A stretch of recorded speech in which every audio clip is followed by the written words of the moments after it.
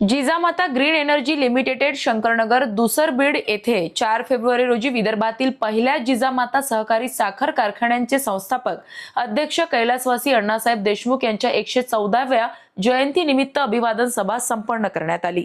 यावेळी माजी आमदार शशिकांत खेडेकर, राजे हरिभाऊ जाधव, अनंत बावणे, शिवराज भाऊ कायंदे, प्राध्यापक दिलीप नाईकवाड, उत्तमराव देशमुख, शिवाजीराव खरात, प्रवीण भाऊ गीते, नानासाहेब तौर, व्हीटी वायाळ, बाळासाहेब भोसले, सुरेश बुलकडे, विश्वासराव देशमुख, निवृत्ती वायाळ, प्रवीण बापू देशमुख, वैभव देशमुख, ऋषी देशमुख, दिलीप घुगे, गजानन सोनुने, आबासाहेब राजे भोसले, गोविंद राठोड, मयूर निंबाळकर, विश्वजित बेंडमाळी, मिलिंद बापू देशमुख, रामदास नागरे, सुनील राठोड, सुनील पवार, संतोष मखरीचे, अजहर शेख आदी मान्यवर उपस्थित होते।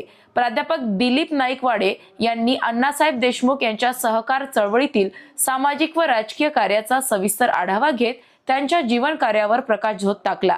या प्रसंगी महाराष्ट्राचे लाडके उपमुख्यमंत्री कैलासवासी अजितदादा पवार यांना श्रद्धांजली अर्पण करण्यात आली। तसेच मातृतीर्थ सिंदखेड राजा येथे जिजामाता जन्मोत्सवानिमित्त नानासाहेब फाउंडेशनच्या वतीने जालना वाशिम रेल्वे मार्गासाठी देण्यात आलेल्या निवेदनाबाबत दिलीप नाईकवाड यांनी सविस्तर माहिती दिली।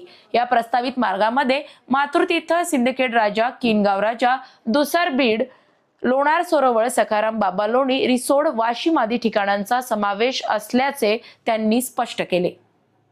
अशाच महत्त्वपूर्ण बातम्यांच्या अपडेटसाठी अजिंक्य भारत न्यूजच्या पेजला फॉलो करा आणि सबस्क्राइब करा। Thank you for watching.